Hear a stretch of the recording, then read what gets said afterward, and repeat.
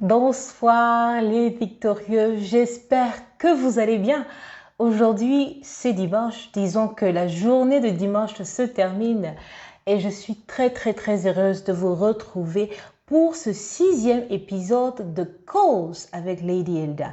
Alors ce soir, j'ai plein de choses à vous raconter, mais avant de commencer, j'aimerais quand même donner le temps à tout un chacun de se connecter. Et si vous vous connectez, n'hésitez pas à taguer vos amis parce qu'on va vraiment causer ce soir. Alors, en attendant que vous soyez nombreux dans ce direct pour qu'on puisse se dire les choses franchement parce que c'est notre marque de fabrique dans Cause avec Lady Elda. On est toujours franc, on est toujours sincère. On se donne les vrais conseils, les bons conseils pour que notre vie puisse être épanouie et surtout qu'on puisse révéler le meilleur qui est en chacun d'entre nous.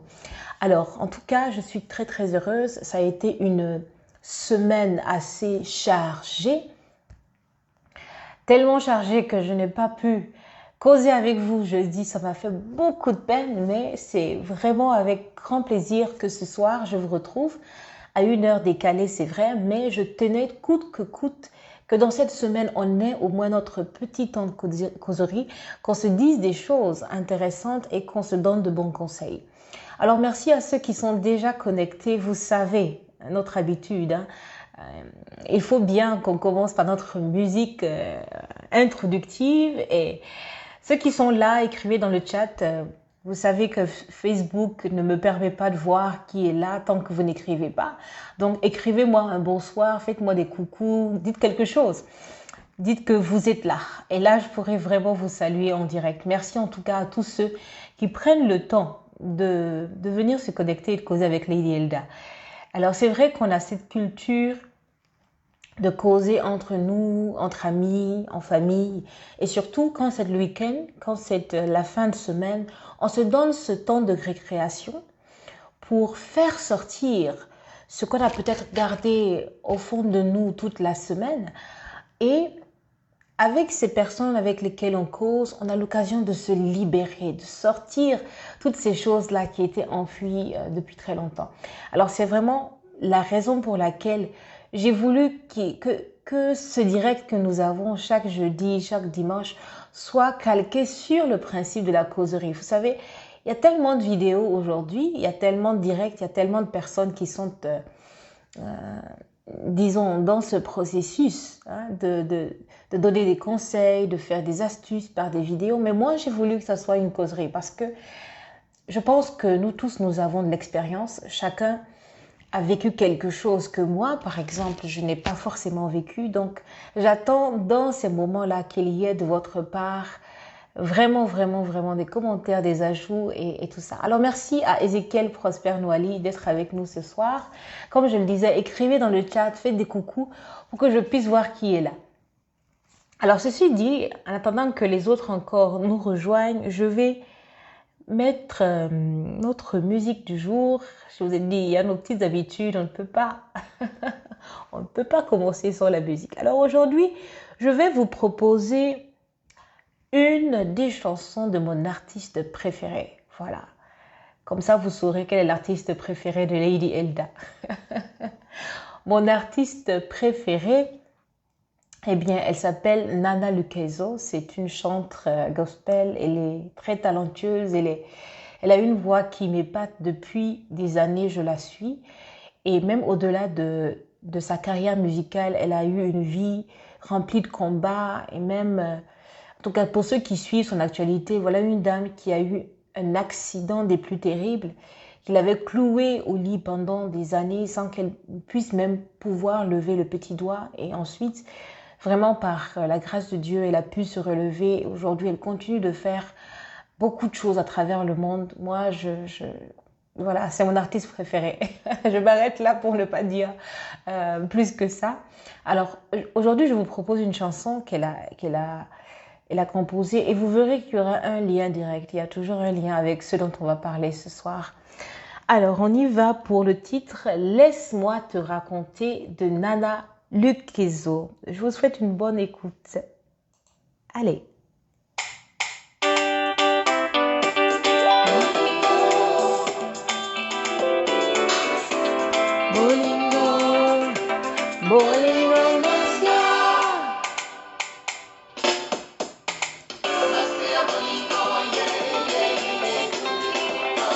Merci à Aboubacar Maré, qui est avec nous ce soir. Merci beaucoup d'être là. Taguez vos amis, appelez-les. Aujourd'hui, on va causer encore. On va se dire des choses.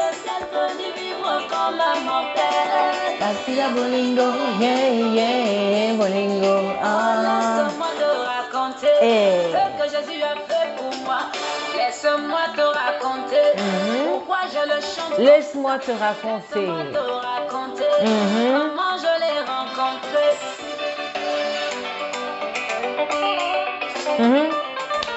Autrefois je menais une vie misérable. Une vie d'hypocrisie. C'était regrettable. Je croyais être heureuse. Ah oui, était minable. Hey. Aïe, c'était formidable. Merci d'être avec moi ce soir. Moi, je vous dis, c'est important. La chanson, ça a quelque chose de guérissant. Donc, on ne peut pas causer sans musique d'abord. Et je vous le dis, c'est une chanson que j'aime beaucoup à cause des lyrics. Et je vous dirai pourquoi tout à l'heure.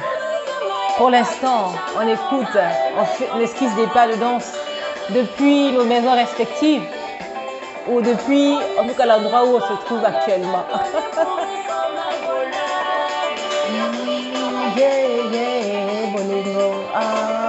Il m'a béni de toutes sortes de bénédictions spirituelles.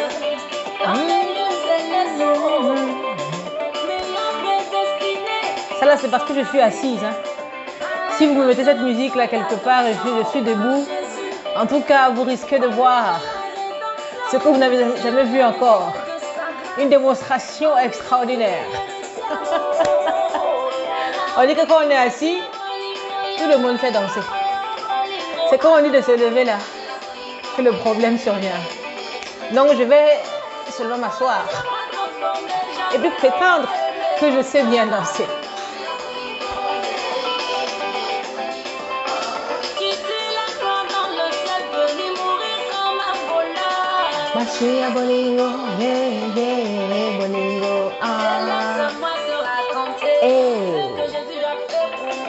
Laisse-moi te raconter pourquoi je le sers comme ça. Laisse-moi te raconter comment je l'aime comme ça.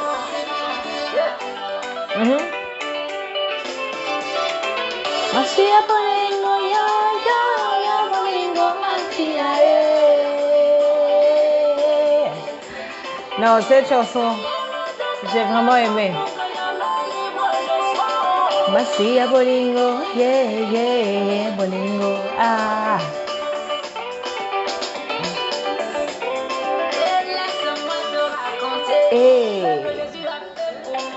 Laisse-moi te raconter. Comment je l'aime. Hey. Laisse-moi te raconter. Comment je l'aime comme ça.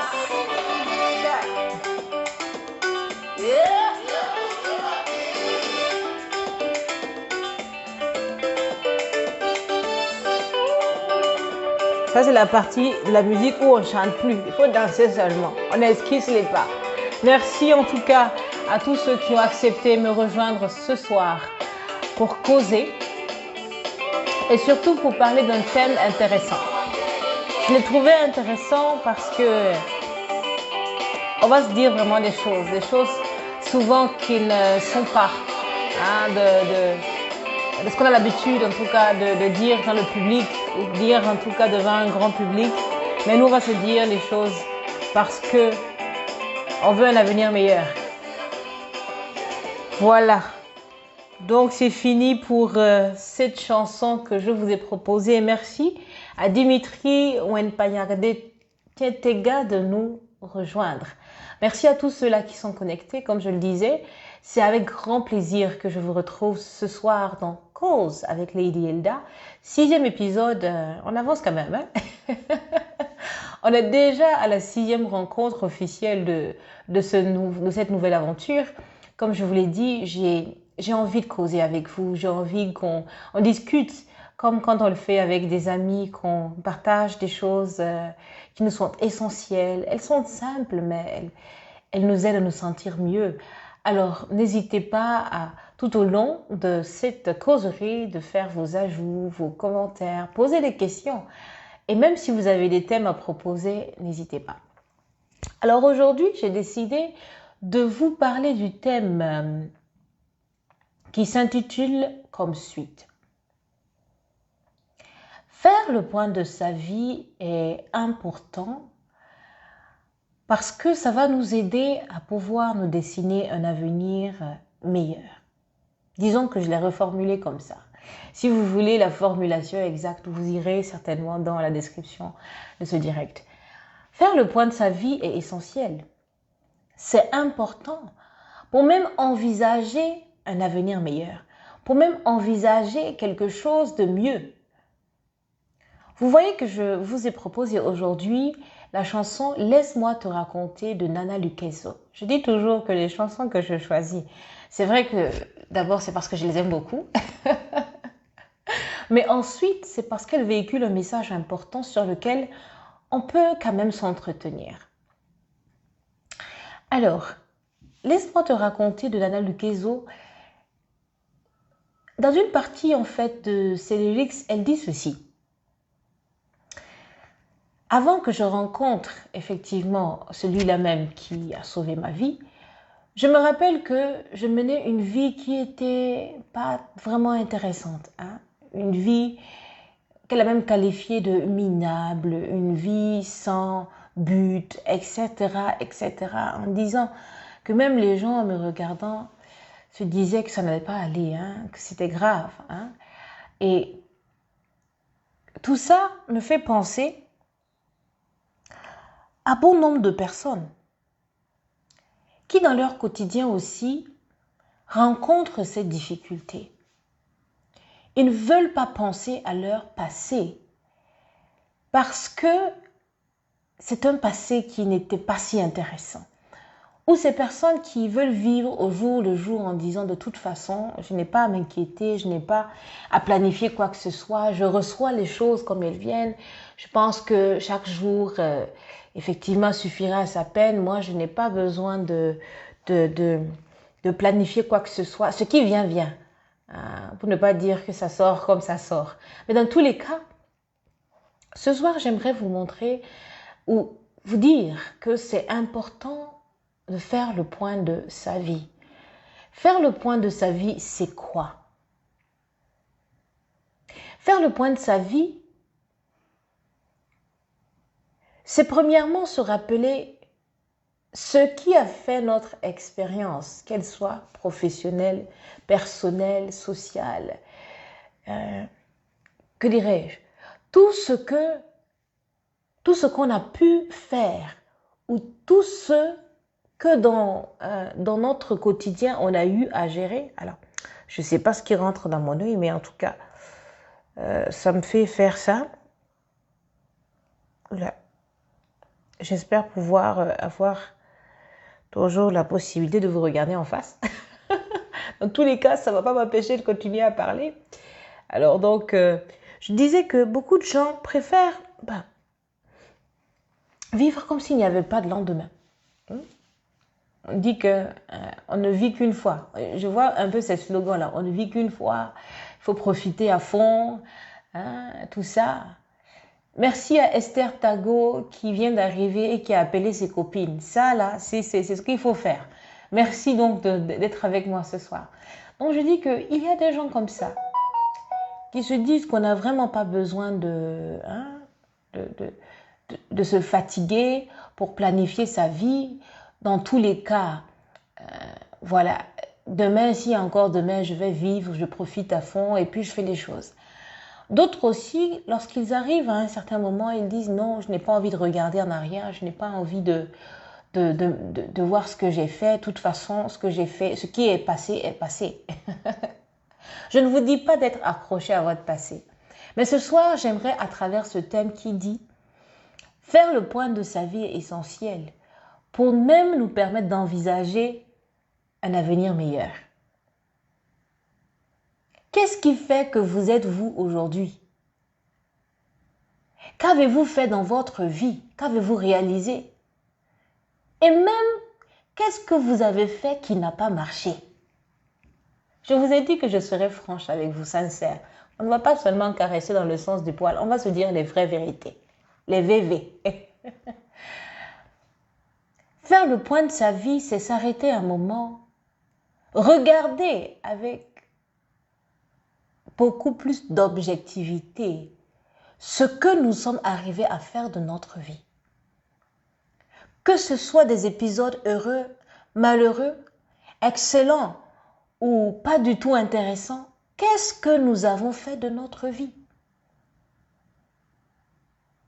Merci à Guédalia Sia d'être avec nous ce soir. On parle de quelque chose d'important.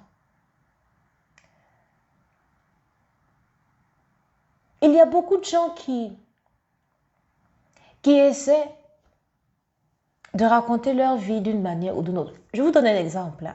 Voici un exercice qui est soumis à tous ceux qui ont envie souvent d'aller postuler à un recrutement de stage ou un recrutement pour emploi ou même un recrutement dans un groupe de projet, etc. Ils sont soumis à l'exercice du CV. Ça vous dit quelque chose, le CV? Merci à M. Noufo Bargo d'être avec nous ce soir. Ça vous dit quelque chose, le CV? Qui a déjà écrit un CV? Si vous avez déjà fait un CV, mettez-moi « J'ai déjà fait mon CV » en commentaire. Ou bien personne n'a encore fait de CV dans sa vie. Si quelqu'un a déjà fait un CV au moins une fois dans sa vie, écrit « J'ai déjà fait mon CV » en commentaire. Le curriculum vitae, comme on le dit, ou le CV, on demande dans ce document souvent que la personne nous relate ce qu'elle a pu faire de sa vie professionnelle jusqu'à présent. Et même que dans certains CV, on va retrouver que la personne essaie de partager un petit peu ses traits de caractère, sa personnalité, surtout ses points forts. Un exercice qui amène l'individu à aller fouiller et juste choisir les bonnes pièces du puzzle pour le placer devant le recruteur ou devant celui qui est censé choisir. Hein? Merci à Guédalia. Tu as déjà fait ton CV? Ah, moi aussi. Hein? Moi aussi, j'ai déjà fait mon CV. Si quelqu'un a fait son CV, j'ai dit écrivez en commentaire, j'ai déjà fait mon CV. Le CV, c'est quelque chose que beaucoup de gens, peut-être la première fois, ont des difficultés à faire, mais au fur et à mesure, on est amené à aller choisir les bonnes pièces du puzzle, les bons moments, les réussites. Merci à Esther Tago. Merci à Afusata Yelbi. J'ai déjà fait un CV. Le CV, c'est ce qu'on aime faire, mais on n'aime pas faire le point de sa vie. On aime faire le CV parce que le CV nous fait ressortir les grands moments. On dit en 2000 et quelques, 2017 ou 2016 ou 2015, j'ai fait ceci, j'ai participé à tel groupe de travail, j'ai été à tel poste, dans telle structure. Et on essaie de grossir, on essaie de tellement bien présenter que même la plus petite de nos expériences va sembler être la trouvaille ou une chose extraordinaire aux yeux de celui qui nous lit. Aujourd'hui, je ne vous demande pas ou je ne suis pas en train de vous encourager à faire un CV. Celui qu'on part déposer au niveau des recrutements. Je vous parle de faire le point de sa vie et quand on fait le point de sa vie, on est assez courageux pour se dire ici ça a marché et ici ça n'a pas marché. Moi, j'aimerais vous proposer un certain nombre d'éléments sur lesquels vous pouvez faire le point de votre vie. Si quelqu'un ce soir qui est en train de suivre ce direct a déjà fait le point de sa vie, n'hésitez pas à mettre en commentaire ce que vous pensez de ce que je vais vous dire tout à l'heure concernant les différents points à prendre en compte. Si vous pensez qu'il y a d'autres points qui sont importants aussi dans le processus de faire le point de sa vie, n'hésitez pas. Ici, on accueille les points de vue, on accueille vos commentaires avec beaucoup de joie.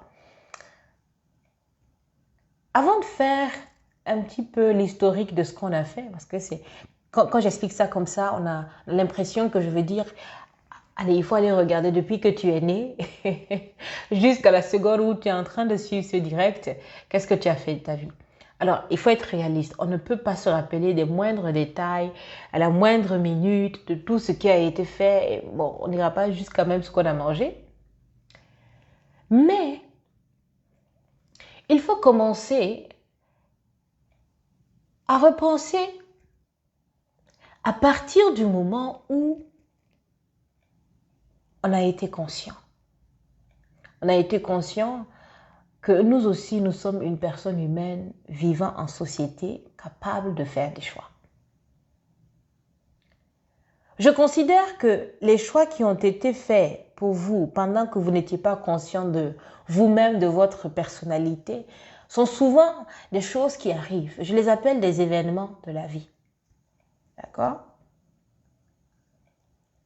Certains choix, pour la majorité, on dit que jusqu'à 7 ans, c'est souvent difficile de trouver beaucoup d'enfants capables de faire des choix pour eux-mêmes. Donc, on pourra dire qu'on va vous excuser pour la partie où vous n'étiez pas encore conscient que vous-même êtes capable de prendre des décisions. Depuis le moment où vous avez été capable de prendre des décisions, voilà pourquoi je ne précise pas à quel âge, ok? Moi, je vous dis, regardez par rapport à votre vie là. À partir du moment où vous avez été capable de faire des choix, où on a demandé votre avis sur ce qu'on va faire vous concernant, qu'est-ce que vous avez réalisé? D'abord, en termes de parcours académique ou parcours professionnel. Souvent, je demande à ce qu'on commence par ça parce que c'est le plus simple à faire. On va juste se rappeler, j'ai été de telle classe à telle classe dans telle... dans tel... qu'est-ce qu'on dira? Dans tel collège, lycée, primaire, etc. Ça, c'est vraiment facile. Hein? Où j'ai été pour faire des stages ou dans quel projet j'ai intervenu, dans quelle association j'ai milité. Toutes ces choses sont faciles à être répertoriées. Donc, commencez par ça. Ça va vous donner une idée un peu de ce que vous avez déjà fait en dehors des choses qui vous concernent personnellement, mais des choses qui ont attrait à montrer vos compétences, à montrer vos capacités. Donc, commençons par explorer sur le plan académique, sur le plan professionnel, qu'est-ce que vous avez eu à faire ou eu à choisir pour vous?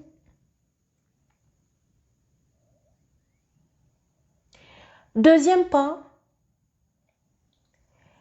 comment vous avez été impliqué dans vos propres objectifs? Ce qui m'amène à vous dire, est-ce que vous aviez des objectifs?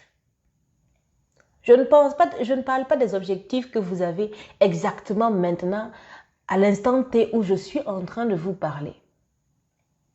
À partir du moment où vous avez été conscient que vous êtes une personne capable de faire des choix, certainement que vous aviez des objectifs. Certains objectifs même aujourd'hui, quand vous vous en souvenez, vous direz « Oh, c'était mon rêve quand j'étais encore enfant. Oh, c'était mon rêve quand j'étais adolescente. Oh, c'était mon rêve quand j'avais fait ce voyage en dehors de la ville ou quand j'ai été au Mali pour les vacances ou quand j'ai fait cette sortie récréatrale, etc. » Quels étaient vos objectifs au fur et à mesure? Souvent, je dis peut-être il faut le cadrer sur déjà le timing que vous avez pris au niveau de votre parcours académique et professionnel. Donc, à partir du moment où vous parlez de comment vous avez suivi les cours, où est-ce que vous avez fait des stages, où est-ce que vous avez été employé, ou tout ce que vous avez fait concernant des initiatives commerciales, entrepreneuriales ou même associatives, placez-vous sur ce même timing-là pour voir. Alors, qu'est-ce que vous aviez comme objectif? Ça va certainement ramener en vous des souvenirs, certains souvenirs intéressants, et même vous allez vous retrouver en train de rire de vous-même parce que il y avait ces objectifs-là que vous aviez et qu'au fil du temps, vous avez oublié, que vous avez écarté. Mais ce n'est pas grave. Vraiment, ce qu'on vous demande, c'est de repartir dans votre histoire. Revivez ces moments-là. Alors, c'est comme si je me posais la question quand j'étais au CE2, quel objectif je m'étais fixé? Peut-être par rapport à moi, en tant que personne, par rapport aussi à ce que je faisais en classe, etc. Qu'est-ce que je voulais réaliser? Qu'est-ce que je voulais à tout prix faire? Écrivez ça. Vous voyez déjà que l'exercice est en train de s'alourdir un peu. Au début, on demande seulement où est-ce que tu as fait les classes, qu'est-ce que tu as eu comme diplôme, où est-ce que tu as fait ton stage, où est-ce que tu as été employé, qu'est-ce que tu as démarré comme initiative entrepreneuriale ou dans quelle association tu as milité, de quelle date à quelle date. Ensuite, on dit repasse sur le même parcours pour voir quel objectif tu avais. En entrant dans cette association-là, tu avais quel objectif? En allant dans cette école, dans cette classe-là, est-ce que tu avais un objectif? J'ai dit même si ce sont des objectifs que vous n'avez pas pu réaliser ou atteindre, écrivez-les quand même. Ça permet de rappeler who you have been et tout ce que vous avez voulu faire dans votre vie. Et ça, c'est important. Vous allez voir qu'au travers même des objectifs, vous avez vu vos objectifs grandir avec vous, se transformer avec vous, évoluer avec vous au fil des années. Et ça vous permet déjà de voir qui est-ce que vous étiez, comment vous avez changé, retrouvé certaines forces ou perdu certains élans au fil du temps. Revoyez votre propre vie. J'ai envie de dire, quand on se lance dans cet exercice, on peut se retrouver en train de créer un film autobiographique. Donc, ceux parmi nous qui ont toujours voulu être des cinéastes ou des producteurs de films, inspirez-vous déjà de votre propre parcours. Ça peut être extraordinaire. Alors, au-dessus des objectifs, posez-vous la question, quelles sont les actions donc que j'ai mises en œuvre, ok, pour atteindre ces objectifs? Comment je me suis prise pour essayer d'atteindre ces objectifs? Et ensuite, est-ce que ça a marché ou ça n'a pas marché? Pourquoi je demande de faire cette troisième couche? Ça va vous permettre de voir comment est-ce que vous aviez l'habitude d'aborder en fait vos objectifs, d'aborder en fait ce que vous voulez dans la vie. Revoyez vos stratégies à vous.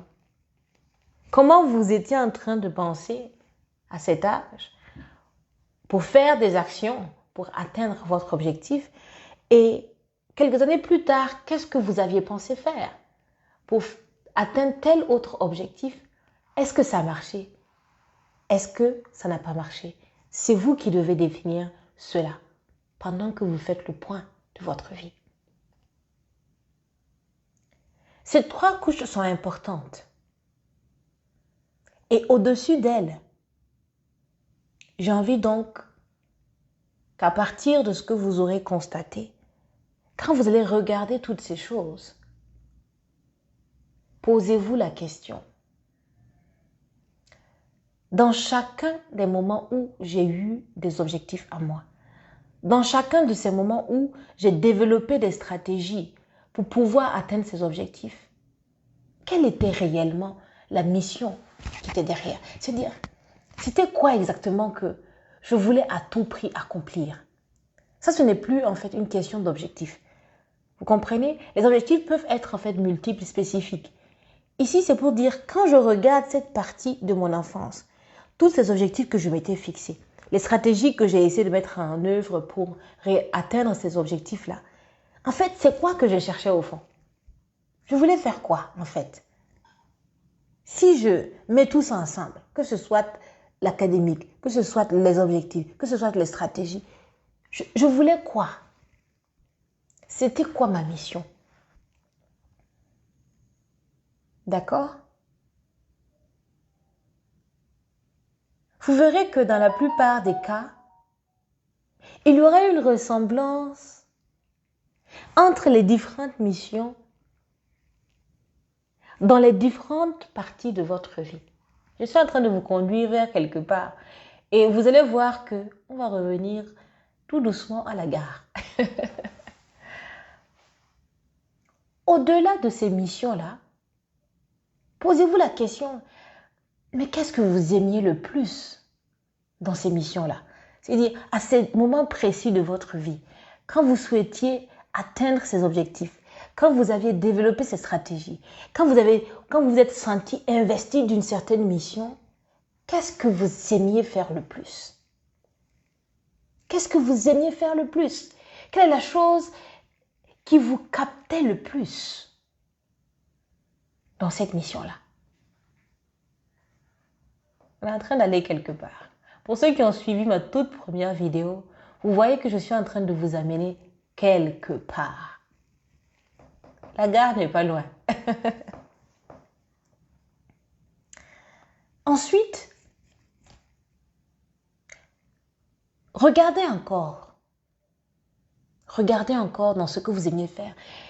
Parmi ces choses que vous aimiez faire, qui étaient déjà dans votre mission, est-ce qu'il n'y avait pas des choses que vous arriviez à faire le plus facilement, sans faire trop d'efforts? J'ai envie de dire, est-ce qu'il n'y avait pas des choses pour lesquelles vous étiez vraiment doué? Et ça, c'est partout, dans toutes les parties de votre vie. Est-ce qu'il n'y avait pas des choses que par rapport à l'ensemble des gens, vous étiez peut-être les plus habilités à faire? On est en train d'aller quelque part. Ceux qui ont compris, écrivez déjà. J'ai compris. Écrivez dans le commentaire, j'ai compris. Je dis ceux qui ont suivi ma toute première vidéo, le tout premier épisode de Cause avec Lady Elda. Vous voyez qu'on est en train d'aller quelque part, tout doucement. Si quelqu'un sait où on est en train d'aller, qu'il écrive. Je sais où on va. Ou bien, on va faire comme la tendance, on s'en va là-bas. C'est là-bas on est en train d'aller comme ça, tout doucement. Et la dernière couche, c'est, posez-vous la question, chaque fois que vous étiez en train de faire votre mission, c'est-à-dire accomplir votre mission, vous vous sentiez investi d'une mission, chaque fois que vous étiez en train d'accomplir cette mission, et en même temps de faire des choses que vous aimiez faire, et en même temps de faire des choses pour lesquelles vous n'aviez pas besoin de faire beaucoup d'efforts parce que vous étiez doué pour le faire, quel type de récompense vous avez reçu pour ça? Était-ce des remerciements? Était-ce des acclamations? Était-ce des certificats? Était-ce aussi des récompenses financières? Est-ce qu'on vous le compensait avec une enveloppe? On vous récompensait avec quoi? Je l'avais dit dès le départ, faire le point de votre vie, c'est essentiel pour vous définir un avenir meilleur. L'avenir meilleur ne peut pas se construire si vous ne connaissez pas votre raison d'être. Et si vous m'avez suivi méthodiquement depuis le début, je suis en train de vous amener tout doucement dans le principe de découvrir votre raison d'être, ou comme le disent les Japonais, l'ikigai. En partant de qui vous avez été, du moment où vous vous êtes rendu compte que vous êtes un être conscient, doué de capacité et surtout capable de faire des choix. Merci à Aboubakar Marie, on s'en va là-bas. Vraiment, on s'en va là-bas. Toutes les discussions que nous allons avoir ici ont toujours un lien les uns ou les unes avec les autres. Je vais donc récapituler. Quand je vous dis faites le point de votre vie, c'est vraiment essentiel pour vous assurer un avenir meilleur, pour même envisager un avenir meilleur. C'est pour vous dire tout simplement, quel que soit ce que vous avez fait jusqu'à aujourd'hui, il est temps que vous commenciez à faire ce pourquoi vous êtes sur cette terre. Il est temps que vous commenciez à faire vraiment ce qui va vous épanouir. Il est temps que vous commenciez à faire ce qui est vraiment important pour vous. Ce qui est vraiment essentiel pour vous. Je le dis en fermant les yeux parce que j'ai envie que ça rentre dans votre tête et dans votre cœur. Il est temps. Je ne sais pas comment a été ta vie. Est-ce qu'elle a été remplie de moments de joie la plupart du temps, ou bien ça a été des moments difficiles? Je dis quelle que soit cette partie passée de ta vie, fais le point. Fais le point afin de savoir si tu es dans la bonne voie, si tu es en train de réaliser ta personne, si tu es en train de faire les choses suivant ta raison d'être, ou bien jusqu'à présent, tu hésites et tu suis toujours en fonction de la tendance. Si vous voulez un avenir meilleur, il vous faut absolument rentrer dans votre raison d'être, dans ce pourquoi vous êtes sur cette terre. Sinon, vous allez tourner. Sinon, vous allez essayer de tout faire. Et finir par être épuisé, vidé. Et même parfois, sentir que vous n'avez pas été si utile au monde. Faire le point de sa vie, ce n'est pas faire un CV. Le CV ne fait que faire ressortir les points positifs, les points forts. Mais quand on fait le point de sa vie, on est franc avec soi-même pour reconnaître quand ça a marché et quand ça n'a pas marché. Je vous ai donc proposé des méthodologies pour pouvoir faire étape par étape le point de votre vie. Certains vous diront, faites-le depuis votre naissance. Ça, c'est un choix. Mais moi, en tout cas, je vous dis, faites le point de votre vie à partir du moment où vous avez pris conscience que vous aussi êtes un être humain capable de prendre des décisions, capable de choisir. Merci à Sibiri Kébré, qui n'a pas certes suivi la première vidéo, mais vous avez la capacité, il faut juste, après ce direct-là, repartir dans mon fil d'actualité, vous allez voir l'épisode 1 et le suivre à nouveau. Merci à SolarTech Burkina d'être avec nous. Merci à Madame Kamieli Monique qui est connectée avec nous ce soir. Merci Madame. La Yenega de l'éducation. Alors là, je suis honorée. Merci beaucoup. Merci à toutes et à tous. Votre présence me ravit. Donc je dis que faire le point de votre vie, ce n'est pas faire un CV. Commencez par la première couche qui est la plus facile parce qu'elle a trait à un peu ce qui se reproduit sur le CV.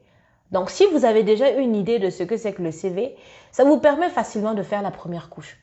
Mais ici, il va falloir être un peu plus méthodique, un peu plus objectif. D'accord?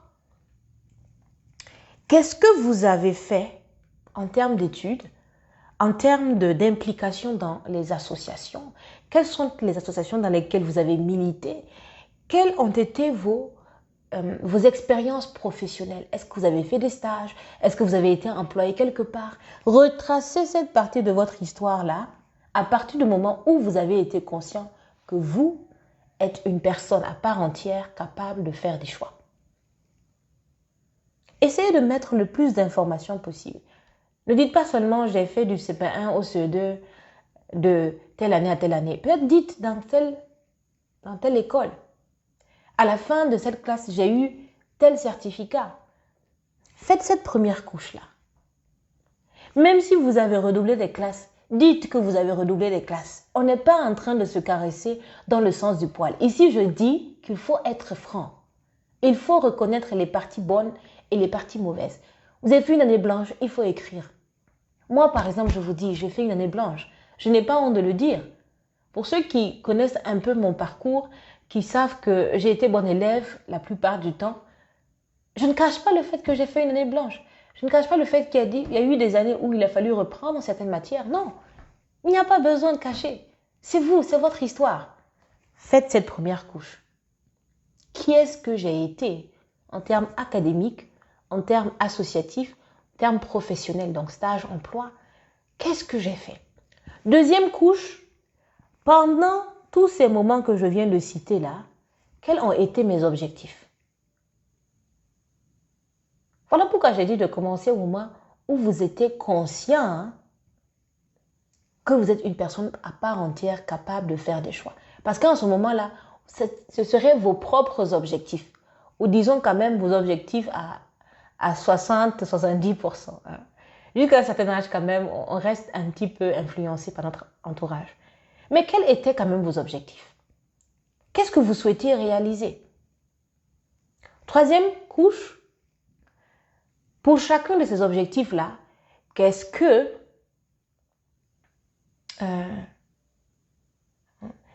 qu'est-ce que vous avez développé comme stratégie, comme action? Dans le but d'atteindre vos objectifs, vous avez fait quoi en ce moment-là? Si vous aviez un objectif lorsque vous aviez 15 ans, qu'est-ce que vous aviez décidé à cette époque de faire? Ça vous permet de revoir votre manière d'analyser les choses et d'aborder les choses au fil du temps. Et vous verrez par vous-même qu'en relisant, vous avez évolué. Peut-être parce que vous avez eu plus de connaissances par rapport à votre environnement, par rapport à certaines choses. Et donc, ça a aiguisé votre manière d'aborder les choses. OK? Ça, c'est les 3 couches qui sont fondamentales. Donc, sur la base de ça, maintenant, on vous dit de regarder. Votre première couche, académique, sociale, associative, professionnelle. Deuxième couche, qui parle des objectifs. Troisième couche, qui parle des stratégies de mise en place ou d'atteindre ces objectifs-là. Dites-moi. Ou dites-vous à vous-même. Au-delà de tout ça, là, c'était quoi la mission que je voulais accomplir? Qu'est-ce qui, au fond de moi, était comme une mission qu'à tout prix je devais accomplir? Ça peut être le point de rencontre d'un certain nombre d'objectifs que vous êtes fixés à une certaine époque de votre vie. C'était quoi que vous aviez comme mission? Merci en tout cas à tous ceux qui sont là. Moi, je dis qu'il faut partager cette vidéo pour que beaucoup de gens fassent le point de leur vie. Donc, je dis après ces 3 couches, vous avez le principe de la mission. Et cette mission-là, vous pouvez avoir une mission où vous êtes dit que vous aviez une mission à 15 ans, puis à 20 ans, ça a changé, puis à 25 ans, ça a changé, etc. Ce n'est pas un problème. Il n'est pas besoin d'avoir une mission uniforme sur tout le long de votre vie. Moi, ce que je veux, c'est que vous puissiez faire sortir de grandes lignes en termes de mission. Maintenant, je dis que vous verrez qu'en faisant ça, il y a certainement un fil conducteur entre vos différentes missions. Les missions que vous vous êtes sentis investies au fil du temps, là, il y a quelque chose qui fait que ces missions semblent liées. Il y a toujours un lien. Ce lien-là, vous allez le trouver pour le ressortir. Et vous direz, dans tous les cas, j'ai toujours voulu accomplir cette mission. Même si, en fonction de mon âge, de mon expérience, elle a pris différentes formes. C'est vous dire, au fond, c'était ça. En fait, c'était ça. La mission que j'étais en train d'accomplir. Ensuite, même analyse, qu'est-ce que j'aimais le plus faire? Vous trouvez toujours un fil conducteur. Que ce soit ce que vous aimiez faire à 15 ans, puis à 20 à 25 ans. Il y a toujours quelque chose. Si vous regardez bien dans le détail près, il y a quelque chose qui est resté constant. La même chose, ce pourquoi vous étiez doué. Même si vous avez augmenté en compétence dans ce domaine-là, il y a un fil conducteur. Il a toujours été un petit peu présent au fil du temps. Et enfin, pour ces choses que vous étiez en train de réaliser, en termes de mission, en termes de choses que vous aimez, en termes de choses pour lesquelles vous étiez doué, quel type de récompense vous avez reçu? Peut-être qu'au début, c'était des applaudissements, ou peut-être que c'était des encouragements, ou ensuite des attestations. Puis finalement, on vous paye pour ça. Toutes ces questions que vous venez de vous poser vous ramènent vers l'ikigai que nous avons vu dans la première vidéo, votre raison d'être, qui est donc la chose pour laquelle vous êtes là dans ce monde. C'est votre rôle dans le monde. La chose que vous êtes censé faire pour que le monde se porte mieux. Ensuite, cette même chose-là, vous aimez faire ça. Et cette même chose-là, vous êtes doué pour le faire. Et pour cette même chose, vous serez payé ou récompensé. Alors, merci d'avoir été avec moi. Merci surtout d'avoir écouté jusqu'à cette minute-là. Faites le point de votre vie. Si vous faites le point de votre vie, vous saurez au moins si vous êtes sur la bonne voie. Si vous faites le point de votre vie, vous finirez par trouver votre ikigai. Et si vous trouvez votre ikigai, vous allez réellement commencer à vivre. Vous allez réellement entrer dans une vie épanouissante. Et surtout épanouie. Merci à Paris Estelle Mireille qui nous rejoint C'est vrai qu'on finit, mais elle aura l'occasion de revoir tout ce qu'on a vu. Merci, merci d'être là ce soir. Je vous encourage à faire le point de votre vie. Ça vous permet de faire de meilleures analyses dans le futur, de faire de meilleurs choix, de peaufiner les objectifs que vous allez maintenant avoir dans le futur et surtout les actions que vous allez poser en fonction de votre ikigai. Alors moi, j'étais très ravie d'être avec vous. Nous avons fait nos 45 minutes comme d'habitude. Je vais vous souhaiter une très belle fin de soirée dominicale. Je vous souhaite une semaine remplie de victoires. Vous savez qu'avec Lady Elda, il est toujours question de victoire. Je vous souhaite beaucoup de victoires. Je vous souhaite beaucoup de santé, d'enthousiasme, d'énergie. Je vous souhaite enfin de réussir votre vie. Je vous souhaite d'être heureux. Ça, c'est le plus important. Et moi, je vous dis à très bientôt. On se donne rendez-vous jeudi à partir de 17h GMT. Parce que vous le savez, Cause avec Lady Elda, c'est une aventure qu'on a commencée depuis peu. Mais nous sommes résolument, en tout cas, engagés à aller de semaine en semaine pour ensemble décortiquer les thèmes. Donc, c'est tous les jeudis à partir de 17h GMT, 45 minutes au maximum de discussion, et tous les dimanches à partir de 16h GMT. Ceci dit, je vous souhaite une très bonne soirée. On se retrouve très bientôt. À jeudi. Au revoir. Merci d'avoir été là. Merci à tout le monde. J'ai même envie de dire merci avant de partir. J'ai déjà dit au revoir, mais je dis merci encore à Barry Estelle, Mireille. Merci à Afoussata Yelbi, à Boubacar Maré. Merci à Madame Kam Yeli Monique, la Yenenga de l'éducation, qui est avec nous ce soir. Merci Esther Tago, Dimitri Tietega. Merci à Ezekiel Prosper Noali. Merci à tout le monde. À jeudi. Bye bye.